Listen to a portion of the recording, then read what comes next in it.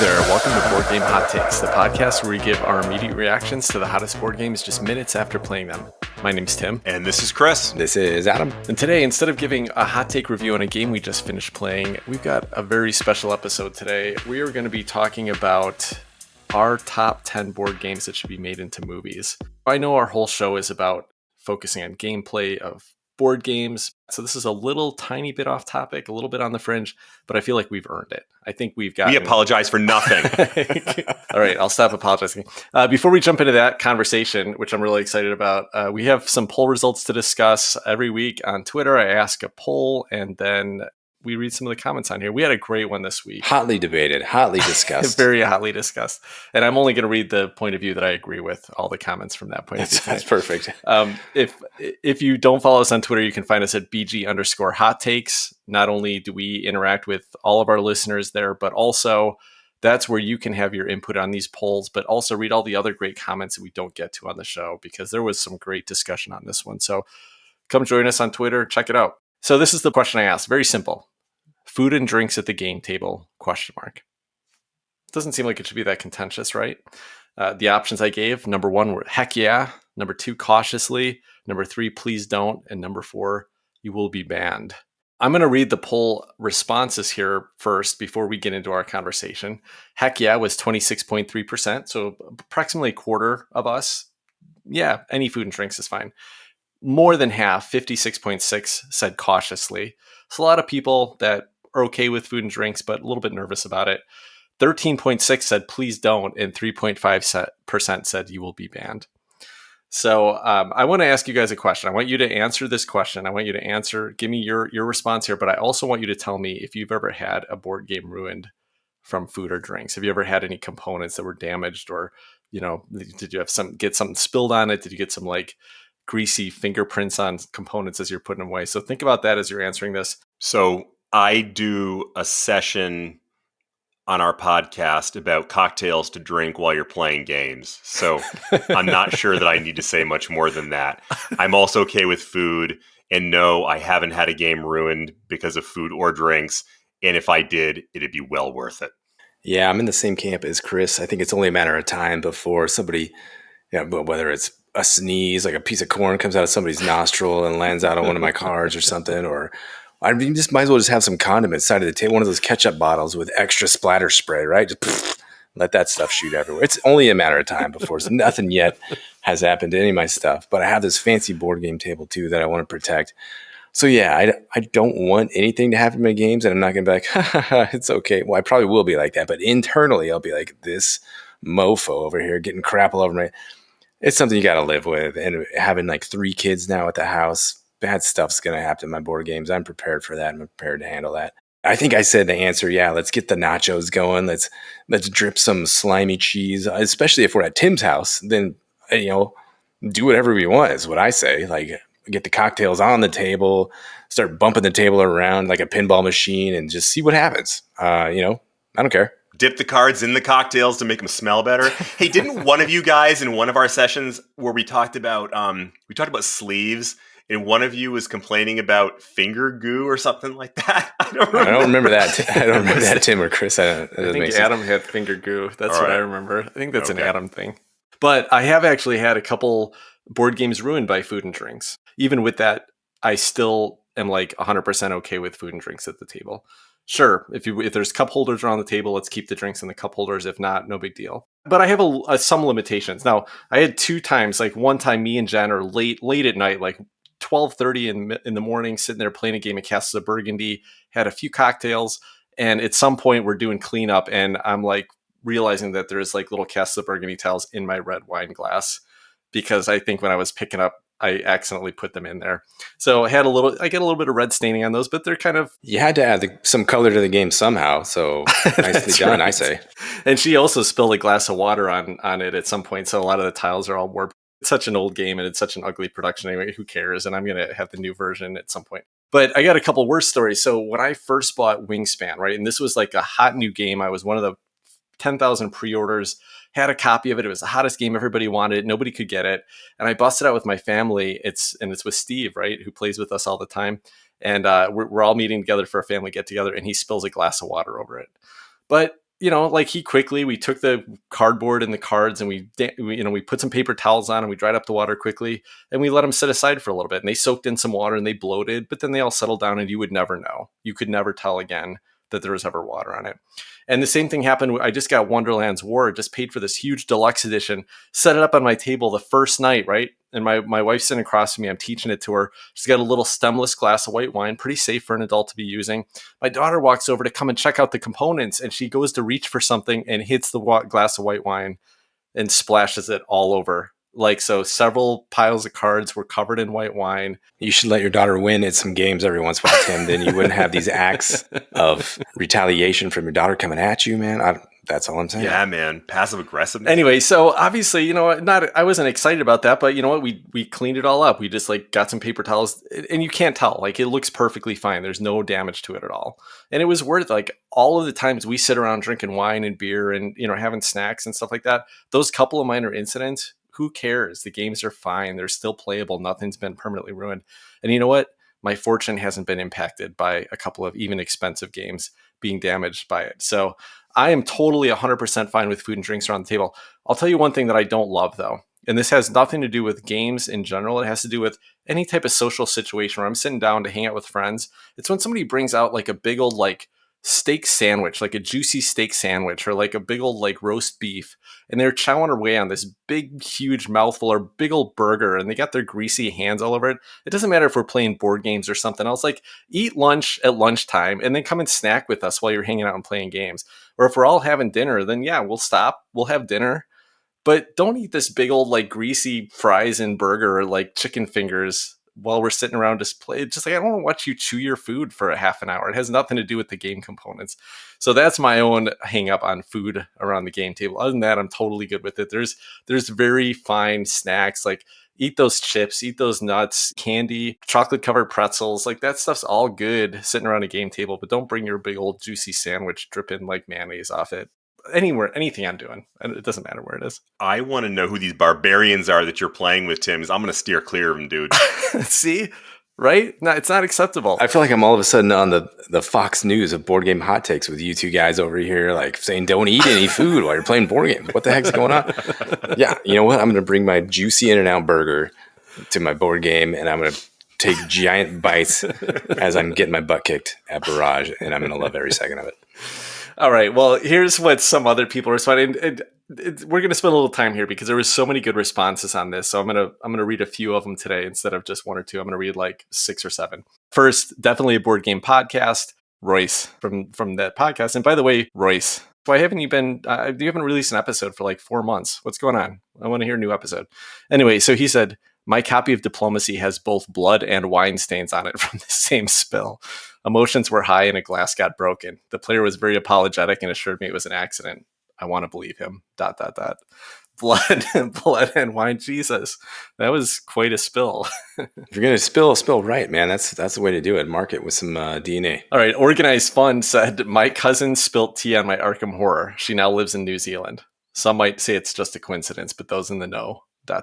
I just like that he said spilt. Spilt. like the Brits Typical do. British spilt conversation. Spilt whilst we were playing. Whilst spilting. In the garage.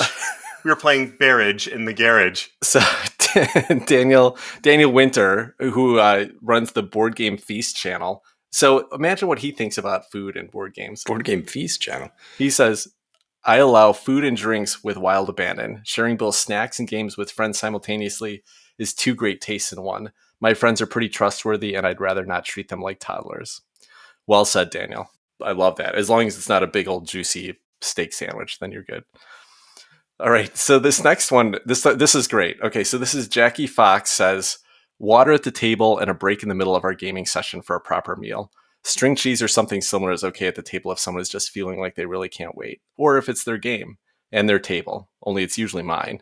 Okay, now this one is so funny. Now wait, no, who is this? This is some sort of punk rocker from a music band. Is that right? The Runaways. So Jackie Fox was the bassist for the Runaways, the like famous punk rock band from the 70s. And this was like the least punk rock answer I've ever heard to this question. People grow up.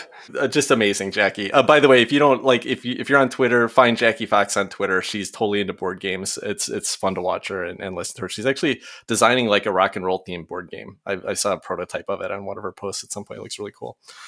All right. And then Never Say Die, games and beers are friends. Agreed. 100%. That's nice and straightforward. And then the last answer here, I have to read this. This is Board Game Chatterbox. You know, Leanne, our good friend in the UK. She says, lots of serious things have happened in my life over the last few years. None of the major disasters or life-changing events have been a friend spilling a drink or getting crumbs on a game. Eat what you want, drink what you want, and thanks for having fun with me. Yes, well said, Leanne. Love it.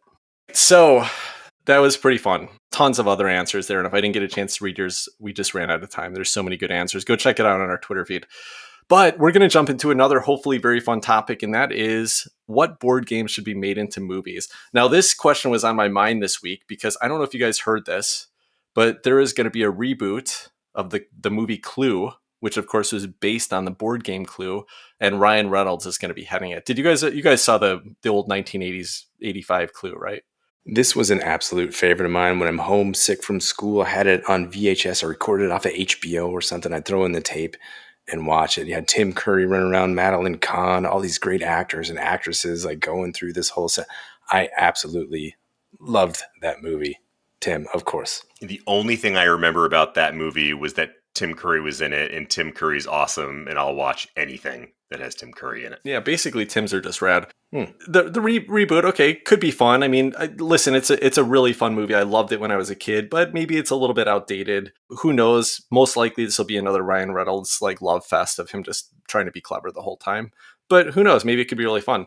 But there's another movie that's been in the talks for a little while, and that's going to bring, you know, your modern Euro game to the movies, and that's Settlers of Catan. There's a Settlers of Catan movie that's been in the talks to be made for several years, and I just couldn't picture what that would be, but I got a description off IMDb. I have a guess at the description. Can I give a guess? Okay, go for it. Okay. Go for it. What is it? This is how the movie's going to play out. The first 5 minutes, you're going to know how it ends. If you get a good spot in the movie theater, you're going to win. If you get a bad spot on the fringes, the movie's going to be bad. And that's the whole movie. Perfect. Yep. Well, here's what the storyline, this is what the screenwriters had posted as the little synopsis on IMDb for the storyline. And, you know, again, this was, I think, talks like 4 or 5 years ago, major production company, but I haven't heard much about it since then. So I don't know if it's still in the works, if it's going to fall through, whatever. But here's the storyline. Protagonist Herman Windeba is forced to leave his native land due to dwindling resources and relentless bandits. He and 3 of his henchmen quickly turn on one another as they vie for fertile land in a new world called Catan. Herman makes good use of his charm and sheep supply to reach ultimate glory of the throne, only to witness his kingdom fall once again to a destructive storm leading to an ice age. It is up to him to rebuild in a desolate land of scavengers and savages as he promises his followers to turn a humble settlement of brick and mortar to a city of marble and cobblestone. Amazing. That seems like a bit of an overstatement about all the scavengers and whatnot. I mean, there's exactly one thief. You don't want just one thief in an epic movie about the Settlers of Catan, right? So it sounds like they're doing a 4-player version. 4-player version, that's right. That's what I get. Anyway, so I was thinking about this new Clue movie, and I was like, what other games would make great movies? And I think there are some really great ones. So we're going to talk about those. Each of us picked 10. We haven't really shared what we're going to be talking about today, and we may have different ideas of what's going to make a great movie here. Chris, just jump right in. Well, you guys know what kind of games I like, so clearly mine are going to be the most interesting tonight. Followed closely by Adam, and then Tim's going to be doing like A Feast for Odin, the movie, or Agricola 2, Electric Boogaloo. I have no idea. I'm dying to hear what you guys have to say, but this is a fun list to come up with because there's so many games that have such cool, clever ideas. And so I will say this because I cheated a little bit on some of these. We talked about, throwing out actors who might be in them, directors, whatever. I am not an expert in movies. I mean, I love getting out the popcorn and watching something fun, but I am not an expert in this. So I probably borrowed heavily from movies that are kind of like ones that I picture already, stealing casts and stealing directors and stuff. So anyway, bear with me. There's still some cool stuff in here.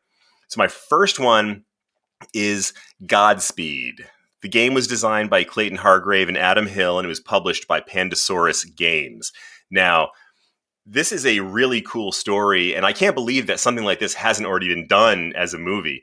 The idea behind Godspeed is that it's the 1960s, and the space race is all fake, that the government wanted you to think that we were trying to get to the moon, but in reality, we'd found a wormhole, and we were trying to colonize a planet across the universe, and so is everybody else from the planet Earth. The Russians are there, the Chinese government's got people there, there's people from all over the world. I think Australia is even involved in this thing. And so, I mean, what a cool idea. This would make a great movie. And this has got to be a summer blockbuster. This has got to be directed by J.J. Abrams. And along those lines, I'm just going to steal the entire Star Trek reboot cast because I think they're awesome. So we're talking about like Chris Pine, Zoe Saldana, Zachary Quinto, John Cho. I mean, I'm picturing all of these guys, and it sounds so cool to me. And it's actually because there are all these different countries that are represented on this new fledgling planet that are all competing against each other. It kind of puts a perfect scenario out there for this multicultural cast. So I think that's pretty great. I'm ready to get out the popcorn. Summer 2023, Godspeed. Chris starts us right off with the Euro game. That sounds great, Chris. I'm going to buy tickets for that one. I'll be there. And after that movie, I'm going to go watch Terraforming Mars, the movie. This one's starring Matt Damon. Of course, we've already seen him in early colonization of Mars, and he gets stuck in this chamber. He grows potatoes, and he's a pirate, and he owns Mars or whatever. But he comes back and returns home successfully from that, teaches other people how to be awesome astronauts and survive. Then he's put in a cryogenic chamber. He comes back 500 years later when Mars is much more colonized. He goes back. He's living in a dome city. Oh, the dome cracks. And that whole city is now fighting for survival, led by Matt Damon. And guess who else is there? Minnie Driver comes up out of the woodwork. Where's she been? She's been on Mars trying to engineer how to save everybody, how to colonize the planet, how to terraform the planet.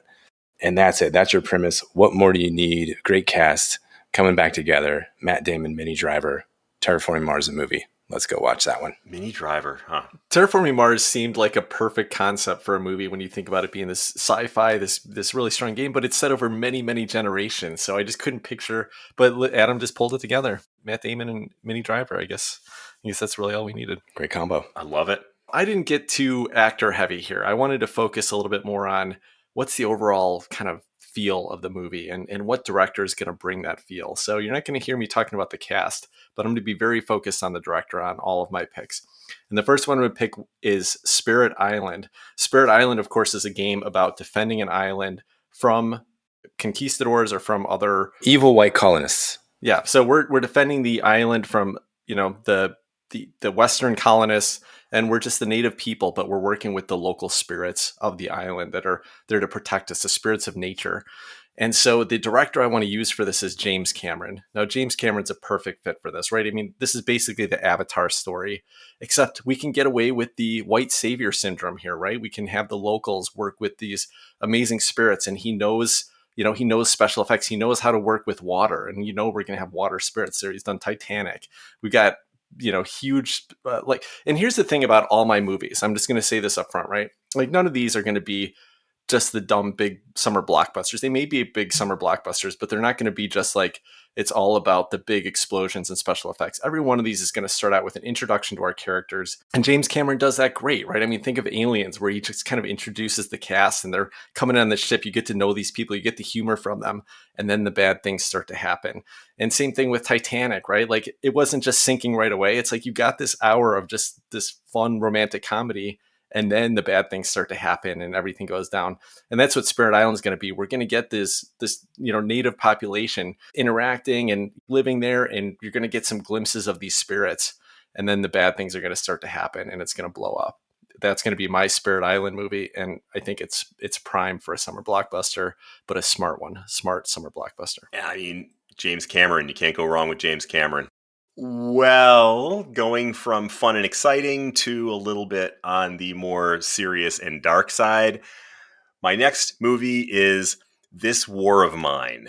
The game was designed by Michael Orash and Jakub Wisniewski, and it was published by Awaken Realms Games. And for those of you who have heard me talk about this on the show before, and actually this game is kind of infamous, so most of you are probably familiar with this, but the idea of it is it's a war-torn city in Eastern Europe, which is particularly poignant at this moment because of everything that's happening over in Ukraine. But it's civilians that are trying to survive day to day and just make their way through life in this war-torn country, just trying to stay alive, protect their children, feed themselves, and band together so that they can fight off the horrors of life. This is one that I didn't go deep into the cast. Honestly, I feel like there's just so many people that could handle these kind of serious roles well, and I just don't know the best ones. But I do know the feel that I think this movie needs to have. And immediately what comes to mind to me is Schindler's List. Black and white, dark, serious, heartfelt. I think this would not be a fun movie to watch, but it's one that I would be very happy to see. And I think that, like the game itself, I think that it could be a really strong, powerful experience. That's a great pick, Chris. There's a great cinematic film there, and I mean, you see elements of it in even things like Saving Private Ryan, and just what the soldiers are going through. But you see it in like The Pianist. Like there's been movies with this type of theme, and so I think you could absolutely make a great stirring movie about this exact topic. No, I agree, and you caught me off guard with that, Chris. That's pretty heavy, and it's an excellent tone when you're ready for it. I'm going to try to bring it back up a little bit. I'm going to talk about Wingspan, the movie. This is going to star Taylor Swift and Russell Crowe. Overpowered Russell Crowe, some might say. What's curious about this movie is they don't even have any scenes together. They don't interact at all. The whole entire movie, there's no interaction. It's crazy. It's a horror film. Well, it's not really a horror film. It's like a trick on the audience. There's nothing really happens the first 90% of the movie. But then the last 10%, the world gets attacked by these beautifully colored eggs. And those kind of just take over the whole planet. And that's the whole movie. Wingspan, the movie. Enjoy. Words fail me. Birds fail me right now. Oh, goodness. As I was making this list, there's a lot of themes in these movies where that you could have used animation and it would have been easier, right? It would have been less expensive to make. But there's only one movie on my list that is going to use animation, but it's a very unique style.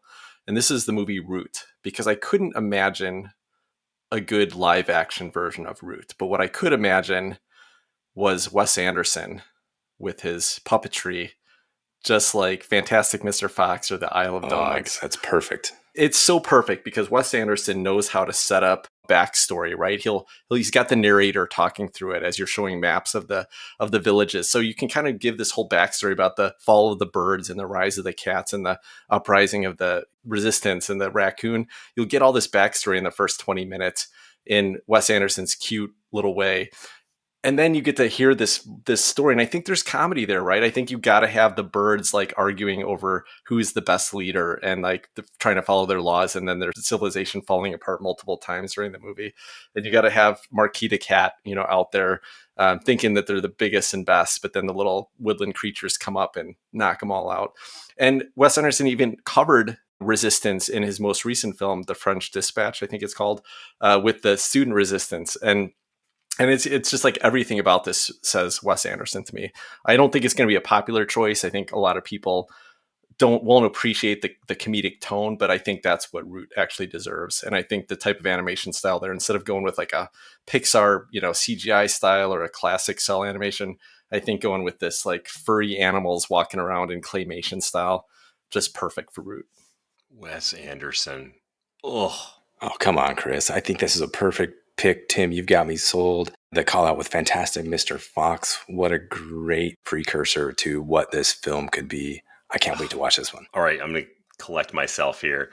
Okay, so back to the list. I'm actually going to cheat a little bit on this one because this is technically not a board game. I'm actually going to lean for a second on a role-playing game, an RPG. It's a story that I'm so fascinated by that I actually backed this on Kickstarter, despite the fact that I am not actually an RPG player. This story is Coyote and Crow.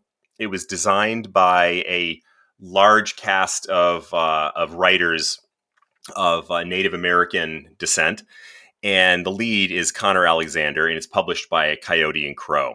So this is going to be another summer blockbuster because this is a story that deserves to be big, big, big. The theory behind Coyote and Crow is that in some time in the distant past, some kind of cosmic event happened that prevented the conquistadors from moving over to the New World. And so all the Americas developed as they would have without any kind of interference whatsoever. And now we're in the world of that future where technology and spirituality have come together in a way that is completely unique and is not really existing in our world currently right now. But I think there is so much ripe stuff in there for a great story. There's going to be an epic adventure. I'm not sure exactly what it is. I didn't get that far. I haven't written the screenplay yet, and I haven't been asked to. But there's a story in there. And the director for this one has got to be Taika Waititi, who is, I mean, just absolutely top notch. And one of the things I like best about him as a director and an actor is that he takes some serious stuff and he adds this great element of humor to it, because there's no movie that can't be made better with a little bit of humor. Tim's example before of James Cameron, look at Aliens. Some of the best scenes in that movie were the fun that came from the humor and the banter back and forth with the characters. So Taika Waititi is going to direct. I'm going to pull some of the cast directly from the TV show The Reservation Dogs, because for those who haven't seen the show, check it out. It's amazing. A lot of great young actors in there. My favorite is Zahn McClarnon, who plays the police chief in the show, is absolutely amazing and has this deadpan seriousness, but at the same time can be just drop dead hilarious. So clearly a winner there. The other person that I have highlighted for this movie is another fan favorite, Kara G from The Expanse, who started out the show. I was going, oh, this is going to be this little kind of tiny side character. And by the end of the show, she was the dominant force in The Expanse. And I love her. I want to see more of her. And I want to see her in Coyote and Crow. Kara G, I can't wait to see what she does next in the future. I'm going to have my eyes on her. And this sounds like a great idea. I'd love to watch this film. I'm so angry for not including this director on my list. Next up, I'm going to talk about Barrage, the movie. This is a game we just played again. We've been playing it a lot lately. I don't know the specifics of this movie, but I want it to be directed by Denis Villeneuve, the director of Dune and Arrival. He's so hot right now. This is going to be another kind of slow-paced thinker movie. It's going to have all of these characters trying to outdo one another with cunning and strategic moves. And every time you see it, be like, oh my gosh, I can't believe you did that. Or I can't believe she did this move. This is amazing. So I'm looking forward to that. You know what they say, if you want to control the universe, you have to control the water. That is Barrage, the movie. Okay, I got a question for you guys, and I wish I'd brought this up a couple of weeks ago, but could you imagine a world where Barrage is actually set in the same world as Scythe? Oh yeah, right. Totally. It's like a alternate history 20s with like mechs being created. Nikola Tesla's out there in Switzerland to help build these dams, but at the same time he's running this factory building mechs, and it's causing war in Eastern Europe. Like, it's the same world, right? I kind of have a hard time not seeing these set in the same world. Great pick, Adam. And I almost included Denis Villeneuve. I almost included him on my list for another movie that's coming up, so I'll mention that later. But my pick right now is Underwater Cities. Now, Underwater Cities is what I think is a very thematic, cinematic backdrop that hasn't really been used, right? We've had some underwater worlds, but not really like where people are having to live underwater because we've destroyed all the resources up on the planet surface, and so we have to find alternate ways to live. But I want to take a little bit of a different spin with it, and I think the director to bring that is Martin Scorsese. I think we're telling a story here, kind of a Goodfellas style. We're telling a story of a young kid who's growing up here, but you know that in underwater cities where resources are scarce and people are back channeling resources and back channeling the money and the political, stuff they need to do to get their city built up better. I think we're talking about a little bit of a gangster action going on here. A lot of 70s, 80s kind of truckers union type of behavior that's going on, a little bit of gangster stuff going on. And so you got a young boy who's growing up here, gets exposed, gets in with one of these gangs, and ends up running one of these cities later on, kind of casino style with Robert De Niro. I just think that there's a pretty cool story to tell in this world, but with, again, not just going for the flashy, big special effects and explosions. Let's tell like a human story in this world. And I think Martin Scorsese is a great person to do that. So, Tim, I apologize for the ribbing I gave you earlier about your Euro games. I'm fascinated by this idea. Your Martin Scorsese gangster underwater cities. That's what a cool idea. And this is just the tip of the iceberg, Chris. We got a lot more to go from here. Oh my goodness. Okay, well, I can't wait to hear it. But in the meantime, my next movie is actually not a movie. This is going to be a series, because we have to have at least one series in here. And my series is going to be Tainted Grail, The Fall of Avalon. The game was designed by Krzysztof Biskorski and Marcin Svirkat and published by Awaken Realms Games. As with so many of my discussions, you'll notice that Awaken Realms keeps popping up because I love stories and they're good at telling stories. So the vibe of this show is going to be dark. It's going to be dark and medieval, and it's going to feel a lot like Game of Thrones. I loved Game of Thrones. It's a guilty pleasure because, holy cow, that's not the kind of thing you can let your kid see over your shoulder. This is going to be kind of like that. The monsters, the gnarliness, and the star of this show is going to be, it's funny, this is the only one where as soon as I came up with the idea, I was like, I know exactly who needs to be cast for that. Charlie Hunnam of The Gentleman and Sons of Anarchy as Beor, the blacksmith, the guy with the weird ponytail and the shaved side of his head and the big hammer. And I mean, he looks so much like this guy that I couldn't even, once I saw it, I couldn't unsee it. So Charlie Hunnam as Beor the blacksmith, rocking in the Game of Thrones like version of Tainted Grail. I don't know how many seasons it's going to go on, but I want to see this. I want to see it now.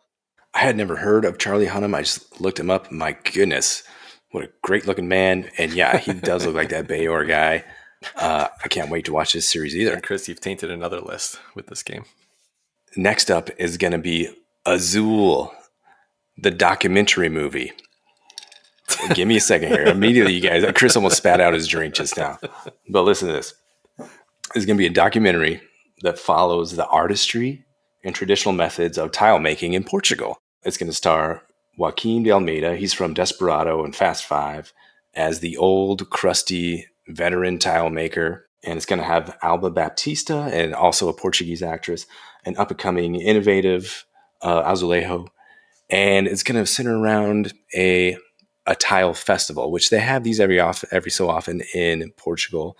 So it's going to follow these characters around. It's going to follow different competitors going to this festival. And of course, Joaquim de Almeida, the old crusty tile maker, he's going to want nothing to do with the festival. He's going to say, come look at the traditional ways. We don't need this festival, this competition, the crusty guy. And all the people at the festival, of course, are going to worship this old tile maker who's made all these beautiful tiles throughout his whole life. And then you're going to see just kind of the festivities and the culture of Portugal and everything involved that goes into this tile making. And it's going to be pleasant and mellow, bits of humor, bits of seriousness, and some touching moments. I can't wait to watch this movie. I think it's going to be beautiful and relaxing. That's Azul, the movie. I love it. And, we needed to have some movies on our list that were not like just retelling the story that's told in the games, but just uses the theme of the game, brings that board game to life on the big screen with a human story. That's great, Adam. Fantastic. Adam, I'm delighted that you managed to do that, because I tried so hard to actually think of a way to do Azul. I wanted to do that, and I just couldn't do it. So tip my hat to you. Sounds interesting, right? Mm-hmm. I would love to watch this. Yeah.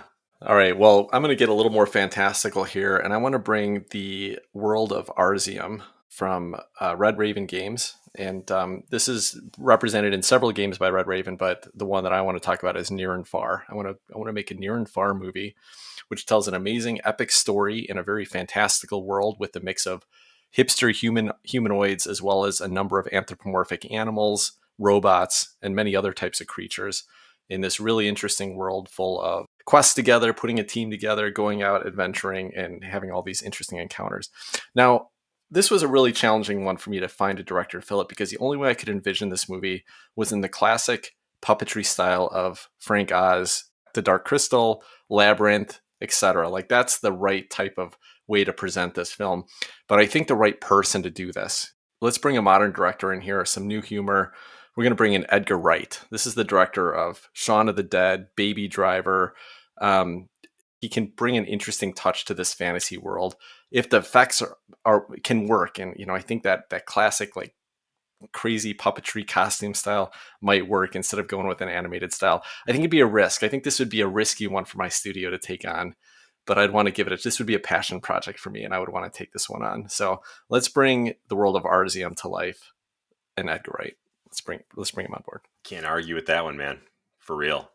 As long as some of Ryan Lauka's art is included in, I don't know, in credits, opening credits, something, I want to see his art on the big screen. Yeah. I mean, I think that's perfect opportunity to like turn his art style into the look of the buildings and the costumes, the special effects on the creatures. And maybe this is one of those movies that really should be an animated film, but I think we could try to bring it live action. All right. Well, I'm going to bring the mood down again a little bit with my next film, which is Nightmare Cathedral. This game was designed by Blazej Kubacki, Nick Shaw, and David Turksey, published by Board and Dice. Actually, I should say will be published by Board and Dice. It's GameFound and has not actually been published yet. But from my perspective, just the look of this thing was enough to get me interested in turning this thing into a movie. I talked about it on one of our shows as just a future take, just an idea that seemed interesting to me. And by that, I really meant the art looked kind of interesting to me. I don't have any cast. I don't have any director. All I can tell you is that this is going to have the atmosphere of an very atmospheric thriller horror movie. It's hard to even explain what this thing is about. It's this monstrous cathedral that exists in this kind of alternate universe, and there's these weird creatures, and I don't even know what all, but it's some scary looking stuff. Some similar types of movies. There is Rosemary's Baby from back in the 60s, has this kind of weird, dreamy kind of atmosphere about it. The Wicker Man, and I don't mean the crappy remake with Nicolas Cage, I mean the original Wicker Man from like back in the 70s, which you're kind of like going, what's happening here? And the one that really hit me, have either of you guys seen the movie Melancholia? Yeah. Which was from 2011, and it starred, who did that star? Kirsten Dunst. Yeah, Kirsten Dunst. And it was this bizarre movie by Lars von Trier that was about these two sisters kind of working out their family differences as this giant planet is careening toward the Earth to destroy it. And it ends in this like really like dreamy kind of, I don't know, it's weird. Go watch the movie. It's really weird. You probably won't like it, but watch it anyway. That's kind of how I see Nightmare Cathedral showing up on the screen. It's going to look beautiful, but most people probably aren't going to want to watch it. Chris, I love it when you bring up these games that have this world built around this horror. And in this game, I'm pulling it up. I remember you mentioned it before. I totally forgot about it. And then you mentioned it again, pull it up. You have these textures on these miniatures. They look like this thin, delicate, but razor sharp surfaces. And this whole world, this whole artwork built around it, it just looks so amazing and perfect for making some kind of movie about it. I love it. The game, actually, this is going to be my mini-series, one of maybe a couple mini-series I have. This one is going to be Xenon Profiteer, the mini-series. This is a game I should have talked about on the Lost Games episode. I mentioned it tonight while we were playing. This is a fantastic game. It's by T.C. Petty III, and it's published by Eagle Griffin Games. I got a hold of this one. It's a great game. It's a deck builder and an engine builder, and you're trying to do these contracts or build your engine. Once you get 5 of either one of those, and the game's over. Anyway, this is going to be a series following the quirky lives of chemical engineers and the efforts to effectively extract xenon, one of the humblest of the noble gases, from the air.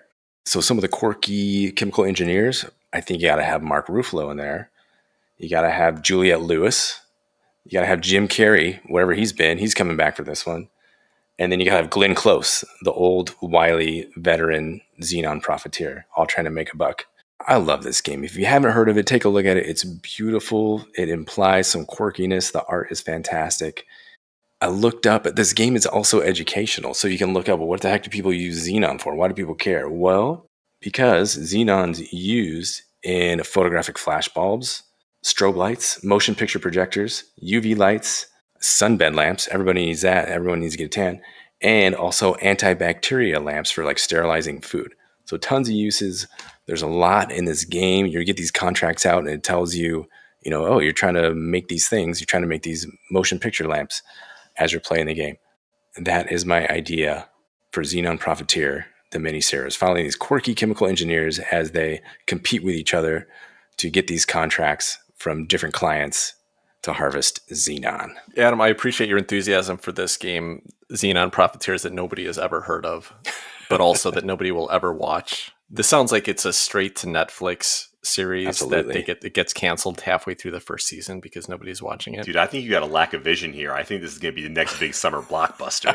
Xenon Profiteers. It's going to be one of those ones people talk about, word of mouth. It's going to spread. People are like, what? What is this thing? And they're turn it on and be like, oh my God, this is fantastic. How did I not watch this yet? It's going to be the next Rocky Horror Picture Show. There better be a lot of like really great. Aaron Sorkin better be writing this thing. Otherwise, there's no way it's gonna survive. Get Tina Fey involved. Get Donald Glover involved. This thing will be a hit. All right. Well, I'm going to talk about a bigger hit, and this is Outlive. Outlive is a game designed by Gregory Oliver. This is a post-apocalyptic game, and we have post-apocalyptic movies, but I think this tells an interesting story. And my favorite part about the story, I kind of love in games where they try to take this world and then explain why it's competitive. And Outlive is one of my favorite examples of this. And that basically they're saying, yeah, you're all trying to survive and collect survivors because at the end of the day, after 5-6 days or whatever, there's this group that's coming through and they're going to pick up only the best survivor to bring you to their society, rebuild the world. So they're going to leave all these other survivors out there because they're not quite good enough. This is like Survivor, the board game, but with real stakes. And I just think that's a hilarious idea. So the idea that there's a group of people kind of surviving, these notes get dropped from, I don't know, an airplane or a blimp overhead on the ground, and they pick it up and there's like, oh, if in 6 days, if you can collect a certain number of equipment and people and build up your shelter the best, then we'll bring you with us and you'll have unlimited food and resources. And it's going to be amazing. So that's just a super fun idea. So the director that needs to do this is going to be Danny Boyle. Now, Danny Boyle's already dealt with post-apocalyptic in 28 Days Later, but he's got so much style. I mean, think of his first movie, Trainspotting. Like, how many crazy things are going to happen here? And I'm going to give you the even better example of the theme, the feel of this movie, and that's The Beach. If you guys haven't seen The Beach, this was a highly underrated film from like the late 90s, maybe early 2000s with Leonardo DiCaprio, about a group of people that kind of living out on their own, starting a society on their own. And that's what Outlive is all about. It's about a group of people. And so it's not just about going out and collecting people, but it's about the inner, the relationships that are going to happen as you're trying to build up the shelter and the challenges that are going to happen. And oh no, the airlock just got busted and somebody died because you didn't have enough water to clean the filters out. So many great things that can happen in Outlive. One of my favorite other things about Outlive from a production perspective is that this map is laid out and it looks to me like like a Portland, like a dead Portland that's overgrown with plants, because there's a big river running down the middle of it. And then there's buildings on both sides of it. So I want this to be set in Portland. I want Danny Boyle to direct it. Outlive. It's going to be amazing. I like it. I'm not sure Adam's going to like it. Too many people are going to die because they can't eat, I think. Yeah, what is this going to be about? He's going to watch people turn into human skeletons and walk around, slowly wither away? That sounds horrible. There's no way I'm going to watch this. No, man. And they're fighting with the other groups, right? So they're the one group, and now you know that there's other groups out there. And Danny Boyle even did this in 28 Days Later, which should have been a zombie movie. And he turned it into you got to be more worried about the humans than you have to be about the zombies. Yeah, okay. But I think it works here. I don't like it in zombie movies when they do that, but I think it works here. I'm on board. I'm buying my ticket now. All right. Well, next up on my list is The Isle of Cats. The game was designed by Frank West and published by City of Games. Clearly, this is going to be an animated film. I mean, you really couldn't do it much of any other way without it just being really stupid. But the obvious inclination here would be to go with who, Tim? Wes Anderson. Yeah, of course. But the one person I'm not going to hire for this is Wes Anderson, because I cannot stand that smug, self-important, self-aware filmmaking where it's like I everything I say is going to be so hip, but it's not going to sound hip because I'm going to say it in this tone, and then shoot me now. Anyway, I'm going to go in the exact opposite direction. No hipster here. This is going to be all Pixar, all good old-fashioned animation. And speaking of Pixar, I was blown away by Turning Red, which was one of the most recent of the Pixar movies, and I found that one delightful. Director Domi Shi, who I'm going to hire for this one, the star Rosalie Chang, who played the young girl who turned into a big red panda, I thought brought so much heart and feeling to this movie that I'm going to port them over. I'm going to steal them for Isle of Cats, which is kind of a weird story too. I mean, it's the idea here behind this game is that there's some evil overlord who is trying to go to an island to kill a bunch of cats. Nobody actually knows why. It's really unclear as to why this evil overlord cares about cats, but they do. And they want to kill them all, and you got to have someone save them. And our hero is going to do that.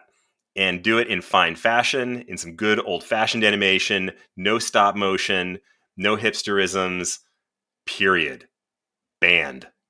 That's all I got to say. I get three things, Chris. One, Turning Red is fantastic. Absolutely loved it. Great choice for director there. Number two, Isle of Cats could be the perfect companion piece to Isle of Dogs, so I can't believe you didn't go with Wes Anderson and stop motion on that one. Number three, this is basically 101 Dalmatians, the cat version of it. So it makes perfect sense. This is like Lord Vecna or whatever his name is. Lord Vecna. I think that's the character from Stranger Things. Anyway. I think so. So the bad guy in that is just the same. It's the Glenn Close character. It's the... Cruella? Cat Cruella? Yeah, Cruella. It's Cruella from 101 Dalmatians. So it makes sense. This is a great pick. This was actually my number 11. This is like the last cut I had to make off my list because I wanted to make this movie, but I couldn't make two Wes Anderson movies, so I went with Root instead. Another good choice. Just a bad director. Well, I'm going to take my daughters all to see Cat Stella. That sounds amazing, Chris. The next movie up on my list is Zia, Legends of a Drift System. The movie, the miniseries, the epic miniseries. This is going to follow multiple intersecting storylines of starship captains as they cruise across the galaxy and doing whatever adventures they're going to do on. There's going to be some intrigue. There's going to be whatever. There's going to be moments of glory, moments of sadness, moments of loss. Just all human stories coming together as these characters cross lines. So which characters are going to be there? You're going to have Uhura, both new and old. You're going to have Zoe Saldana, and you're going to have Nichelle Nichols. Thank you so much. They're both going to be Uhuras, right? Young one's going to be old one. They're both cruising around as starship captains. It works out. Also, you're going to have Malcolm Reynolds flying around in his ship. You're going to have this character named Hans Olo. I think I've heard of him. He's got a ship. He's going to be flying around.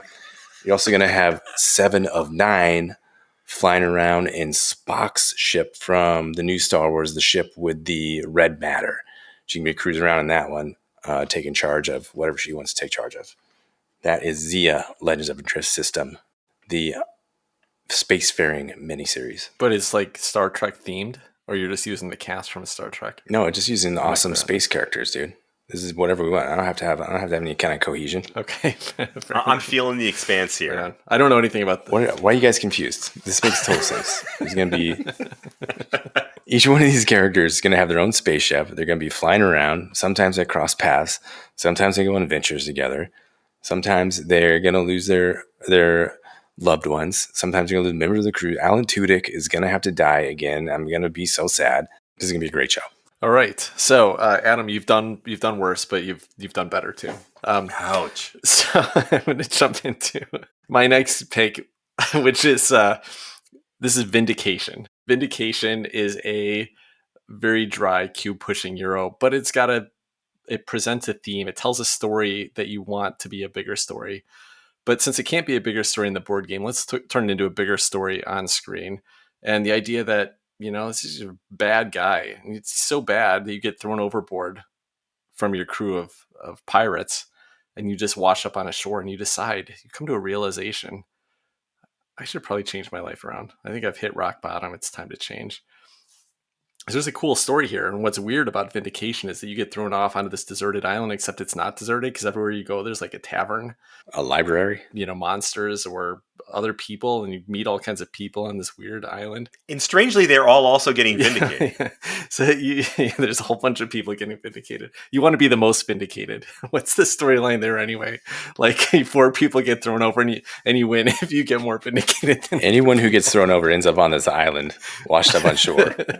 Maybe it's really like you don't. Lost. It's like Lost, right? You actually, this is the afterlife. Yeah. It's like you're basically trying to. Okay, that's it. That's what Vindication is. You have just died, and now you're in, purgatory, and this is gonna. I'm glad we worked that out. Yeah, and the person who gets the most VP goes to heaven, and the rest of you die and go to hell. You get burned in hell for eternity. Jeez. I don't know. Isn't that what happens with purgatory? Anyway, so let's talk about Vindication. This is going to be a Coen Brothers joint. Joel Coen's going to direct it. Ethan Coen's going to write it. And these guys, of course, are well known for some huge movies, including The Big Lebowski, a surreal telling of Los Angeles in the 90s. But even more recent, they did a series of vignettes called The Ballad of Buster Scruggs. If you guys haven't seen this, it's a Netflix movie, but it's a whole bunch of short movies. And it's so good. And I feel like this deserves the same treatment, like Vindication, a bunch of little short stories told where this character is going around and just getting in these other little things. You don't have to tell a cohesive story over the whole thing because it's so bizarre anyway. But at the end, it'll all culminate into the final story that they got vindicated and move on into the afterlife. So Vindication by the Coen Brothers. All right. I think I liked Vindication the movie better than I liked Vindication the game. That's got to be a good thing. I'm with you, Chris. All right. Next up on my list is Cthulhu, Death May Die, the movie. Game designer was Eric Lang and Rob Davio, and published by CMON Games. So here I'm going back once again to my summer blockbuster roots. This is going to be another one of those big action movies. There's going to be a horror element to it because, of course, it's Cthulhu, but that's not going to be the vibe of this movie. This is going to be more of an action movie, kind of like Aliens, not Alien, but Aliens. And actually, this is another one where I'm going to show my lack of imagination and compare this one in feeling to the HBO series Lovecraft Country, because I think that captures it just right. There's going to be some horror in there. There's going to be some crazy monsters doing some crazy stuff, but it's more about the action than it is the scary. And I'm also going to steal some of the cast from Lovecraft Country because they're awesome. So here I've actually got some specific characters for specific parts or specific actors for specific characters, because that's one of the cool things about Cthulhu Death May Die is that you have this like 50 different characters you can pick from, and they've all got kind of their own personalities and their own backstories. And I think that's one of the things that makes this game so interesting. But so from Lovecraft Country, I'm stealing Jonathan Majors, who is the star of the show. He's going to be Morgan the Adventurer. And his lady friend from the show is Journey Smollett, who's going to be Elizabeth the Gun-Toting Flapper.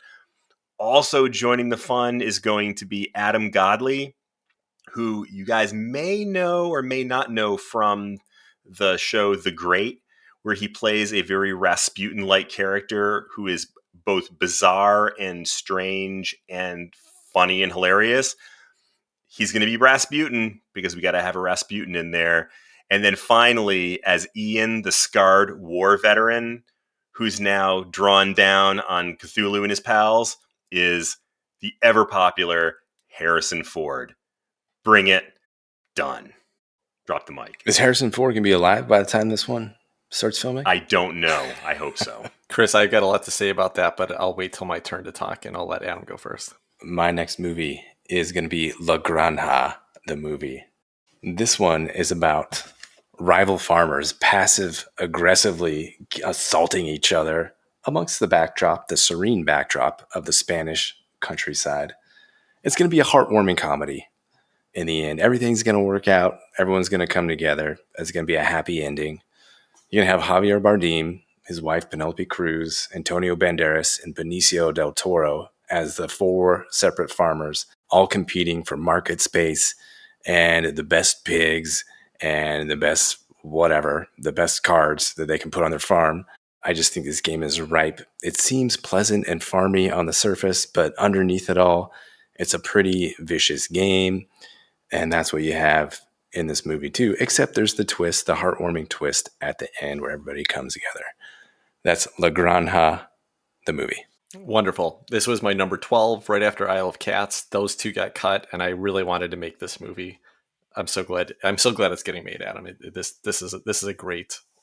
Yeah, it's so great. It's like one of these independent comedies where there's all these like challenges of people fighting. I love the concept in La Granja about how I'm setting up a stall here just to knock you out, and then you're going to get shut down. It's so aggressive. It's so cool. So Tim, in your version, was Javier Bardem going to be like passive aggressively assaulting Penelope Cruz? No, I think this was my other alternate for Martin Scorsese. I was going to make a Martin Scorsese mobster film gangster. in the Italian countryside. Yeah. Very serious. All right. Well, this is why I wanted to wait to talk about Chris's Cthulhu Death May Die, because just like in the board game world, we need a lot more Cthulhu mythos in the movie world. And so I'm also going to talk about a Cthulhu film. Mine's going to be based on the Arkham horror universe. This could have been Cthulhu Death May Die, considered it. But I think the Arkham horror, I've been playing the living card game recently. I know there's a board game as well. But this is more about people coming across a weird mystery that's going on. A detective, a local gumshoe who's found something, and he's got to recruit some other people that are going to help him try to discover it and fight this cult that's trying to raise the great old ones. I visioned this, and it immediately came to mind. It's Guillermo del Toro, who, if you haven't seen, just a year ago or 2 years ago, he released Nightmare Alley, which is perfect kind of noir film set in the same era. So he's got the theme down. He's done fantastical stuff with Pacific Rim, huge monsters in Pacific Rim. He's done Hellboy. He's done The Shape of Water. Like, this guy knows fantasy. He knows, this kind of fantastical world. He knows how to create monster effects, does it better than anyone else. And then could also create Nightmare Alley with this kind of noir film feel to it. And I think that's exactly what Arkham horror needs to be brought to the screen. And it's great. Cthulhu Death May Die can coexist just like they exist in the board game world. Little different feel. Chris is a summer blockbuster. This is an Oscar nominated, award-winning movie with a little bit of comedy, a little bit of heart, and a lot of terror. Guillermo del Toro is going to knock it out of the park with this one. You had me up until Oscar contender.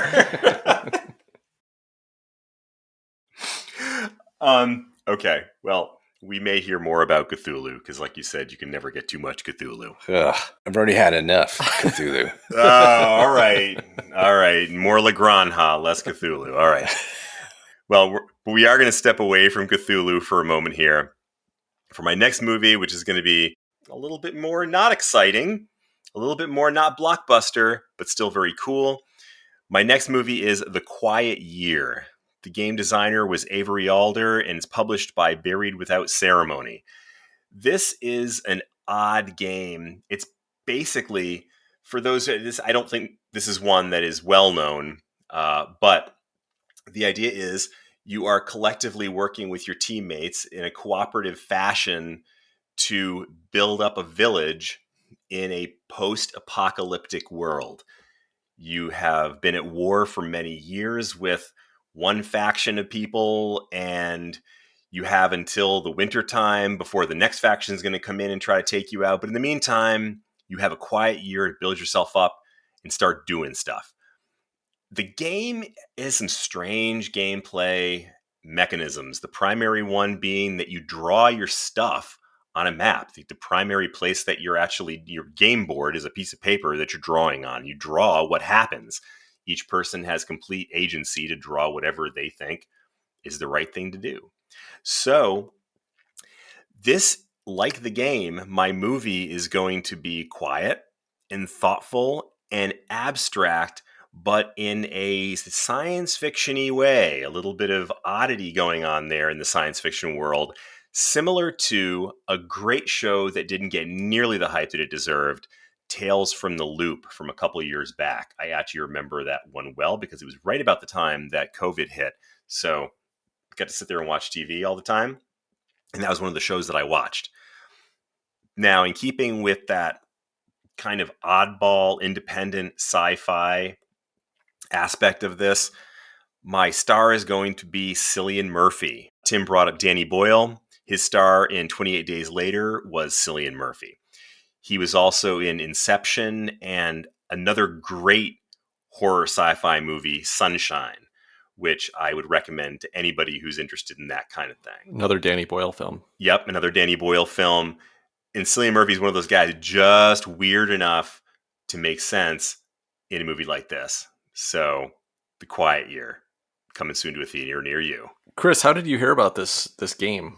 I actually heard about this game in an episode of the Ezra Klein Show. For those who haven't heard of that show before, it's one of the podcasts from the New York Times, and he did an interview with a philosopher named T.I.M.E that talked about the philosophy of gamification of life, and he threw out some of the games that he's most fascinated by, and this is one of the ones that he talked about, The Quiet Year. So I wanted to give that one a shout out, and I'm kind of fascinated by the idea. I'm not sure I want to play it, but I am fascinated by it. Yeah, interesting. All the pictures I see of are people's hand-drawn pictures. Like, are there any components? It looks like there's like a drawbag for something, but what do you actually do in the game?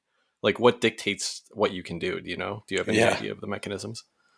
There's a book. It's basically a book, I believe, and you take a deck of cards and a standard deck of cards, and when you draw a card, what's on that card basically leads you to a specific spot in the book. Interesting. All right. Wow, that's really bizarre and interesting. A nice choice. And Cillian Murphy is a great pick. This next one didn't work out so well. This was Time Stories. This was a promising blockbuster, but turned to an incoherent, poorly written, straight to VHS B movie. Very confusing all around.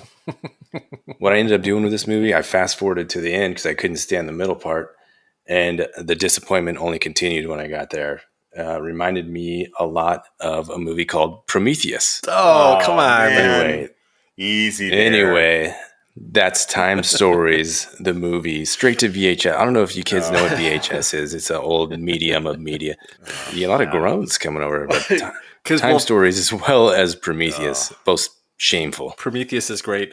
Time Stories is such a great pick. Like you said, in this sci-fi world where you have to travel back in time and then you end up in like an asylum, right? Is the first story. What a cool pick. And Adam, I love how all you're doing is throwing shade at the games that you're talking about. What? What? I'm just talking about the movie. Time Stories movie. Hey, Adam, on a brighter note, you want to hear a joke about time travel? Yeah. Never mind, you didn't like it. All right. Well, let's move on from bad jokes to, I think, one of the most epic movies that will ever come out of a board game, and that's Anachrony. Mindclash Games has already created an amazing world for Anachrony. They've created these 4 different factions or 5 different factions living in a post-apocalyptic world. And, the discovery of time travel and the potential for the future. But we need to do this right? Again, we don't want just another Pacific Rim, big, like, dumb monster movie. We want something that is going to be handled well, that's going to make you feel tension, but also tell an exciting story. And for this, we need Alfonso Cuarón is going to tell this story. Now, he created my favorite movie of all time, Children of Men. If you have not seen Children of Men, stop listening to this episode, go out and watch it right now. It's just amazing. And I just think that there is so much story to be told in a beautiful way with his long tracking shots, the human story that's told, the misery, terror, but also the hope that Alfonso Cuarón can handle. And I mean, he also did this in movies like Gravity. So much tension, so much stress in that movie. And that's what Anachrony is. Maybe this isn't even a movie. Maybe this is an HBO miniseries or a series, a couple seasons. He made Y Tu Mama Tambien, which is just this, human interest story. His ability to kind of translate these factions and introduce you to them, like Game of Thrones did, right? Like introduce you to a couple characters and let you get to know them. and then jump around to the other factions and kind of tell this epic story. Lastly, he's done fantastical with Great Expectations, the telling of Dickens' story, the Gwyneth Paltrow version of it in a very weird way. So I think Anachrony could be handled really well. Oh, and lastly, he did do one of the Harry Potter movies as well, what's widely considered the best of the Harry Potter movies. So he even can do special effects. I don't know. We got to get Anachrony on the screen. I think Alfonso Cuarón would be a great pick for it. Absolutely.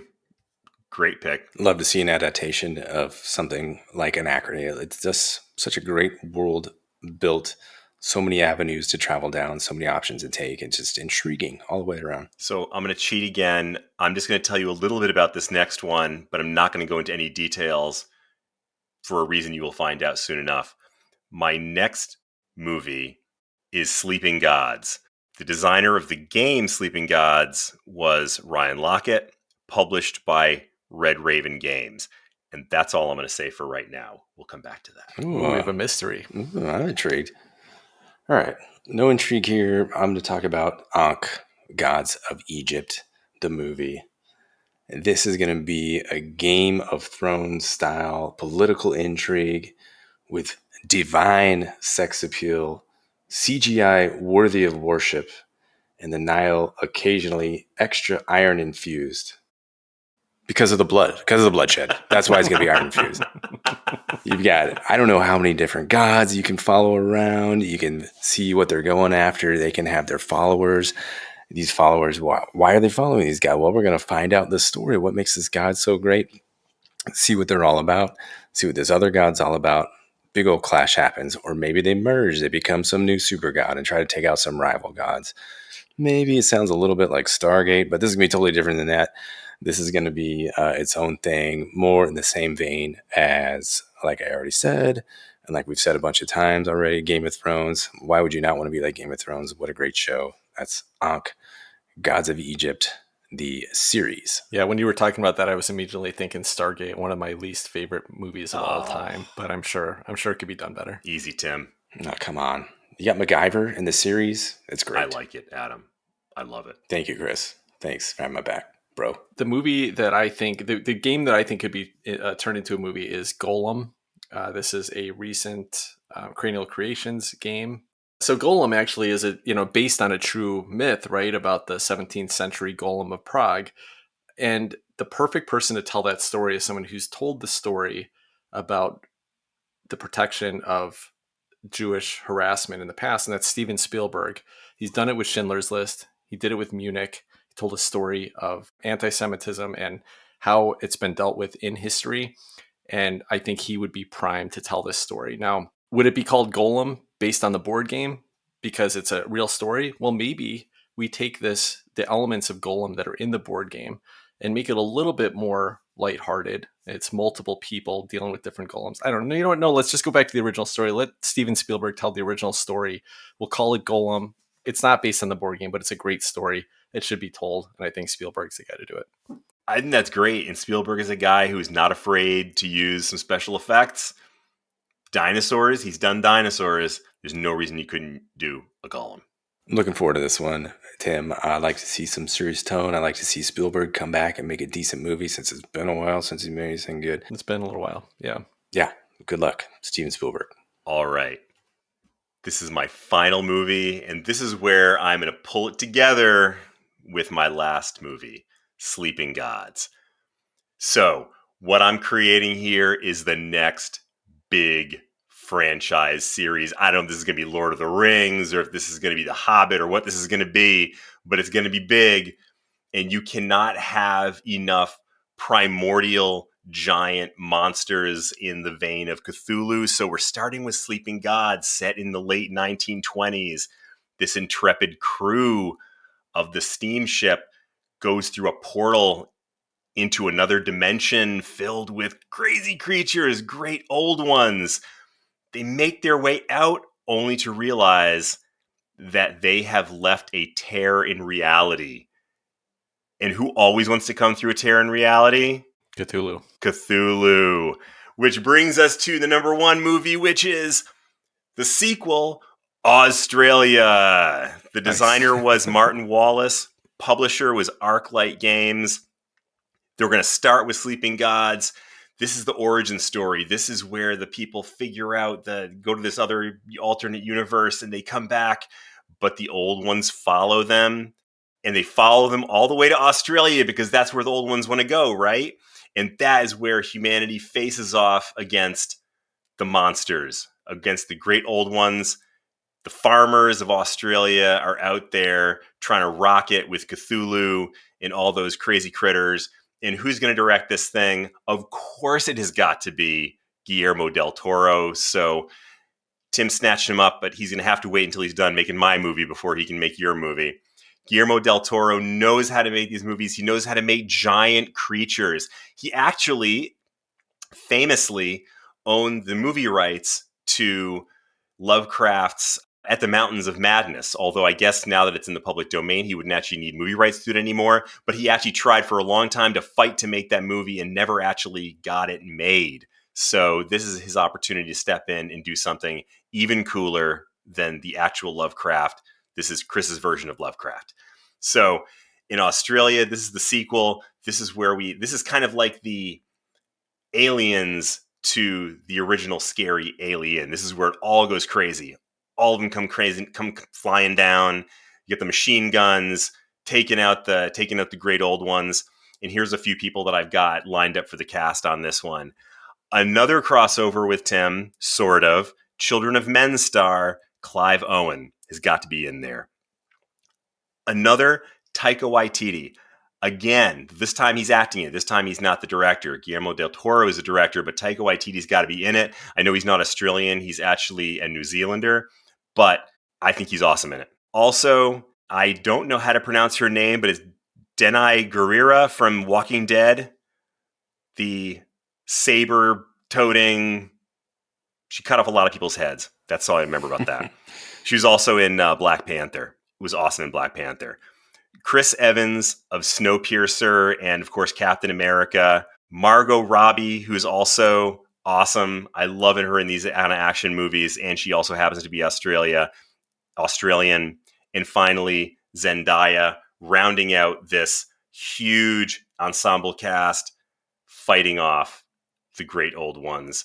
Cthulhu, take that, your history. I'm excited. I can't wait to see this movie. Great cast. Hey, by the way, Margot Robbie, there's a little movie that she was in that I think is the best film that she's ever done.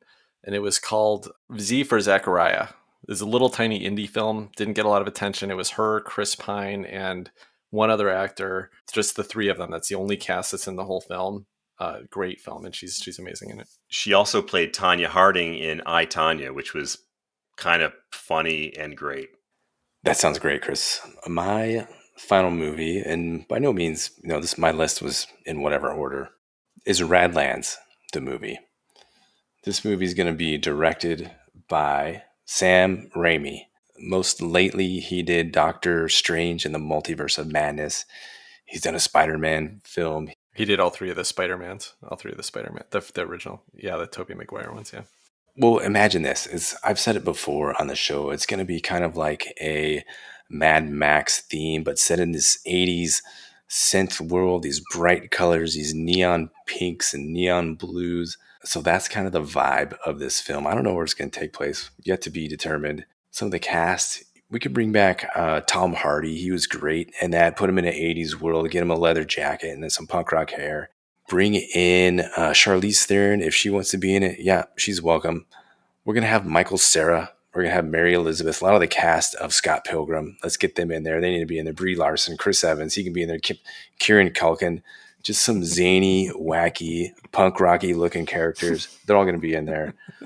I don't know what's going to happen. Maybe it's just going to be 20 minutes per episode. It's not even going to be a movie. I think it's going to be about 20 minutes per episode. Faction A is going to line up against Faction B. Fight, fight, fight. Boom. One faction wins. And the next show it's going to be Faction B versus Faction C. But we're just going to recycle some of the same characters that died in the first episode. Bring them back. Put new makeup on them. They're back. That's going to be Radlands.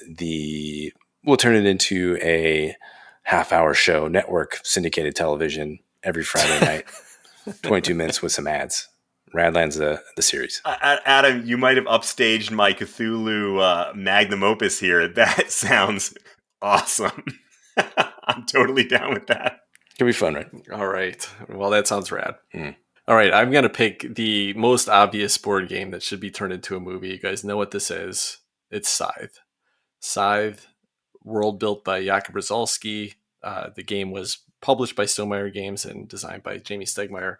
But when you look at the artwork in this game, you look at the game box, you look at this board set out on the table with all these mechs standing around in these farmlands and these pastoral farmlands, this is ready to be a movie. It's ready to be a series of movies, in fact. This is not going to be a full TV series a la Game of Thrones. This is going to be more of an epic Lord of the Rings trilogy type of series.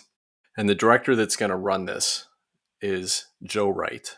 Now, Joe Wright's probably not well known to many of you, but he directed one of my favorite movies of all time, the Jane Austen adaptation Pride and Prejudice, which came out in about 2005 or 2006. But he's also done epic war movies. He did Atonement, set in World War I, I believe. He did Darkest Hour, set in World War II, of course. So he knows how to handle war. He knows how to do epic scenes, but he also knows how to handle, the quiet moments, the sensual moments, the treatment of human beings. And I think Scythe deserves that. And I think we just need to kind of build these characters, discover the different factions and get to know them a little bit, and then discover that Tesla is running this factory in the middle and kind of tell the story of Rise of Fenris. And there's so much of a cool story here set in an alternate universe Europe with crazy new technology and these awesome CGI animals walking by their leaders running these different military factions. We got to get Scythe made, and Joe Wright's the guy to do it. I think Tesla is going to be in every adaptation that we have. That's going to be rad. The surprise Tesla appearance. Hello, it's me. When we came up with this idea for doing the movie episode, at least for me, before the words were even out of our mouth, it's like I was thinking about Scythe. So great choice. Pride and Prejudice, I don't know, but I mean, Scythe. See, Atonement, man, it's a big war movie. It's a big war movie with some very quiet, private moments. It's perfect. Yeah. Okay. I'll trust you. Well, I think that will wrap us up this week. If you didn't catch last week's episode, as I mentioned, we do have a merchandise shop now. You can go to boardgamehottakes.com and click on merchandise. If you'd like to pick up a shirt or a mug or whatever with the Board Game Hot Takes logo on it. As always, I'll mention that we do not make any money on these, so we're not asking you to pay us. We would just love for you to represent the Board Game Hot Takes podcast, so feel free to do that if you'd like to. Also, we'd love for you to leave a review for us on Apple Podcasts or wherever you listen to the show. We actually had a really nice review left for us on Facebook this week, which I didn't even know you could do. You can apparently leave a review on Facebook. So I'll read that in a coming week. That will wrap up this episode. Until next week, take care, everybody. Good night, all. Bye-bye.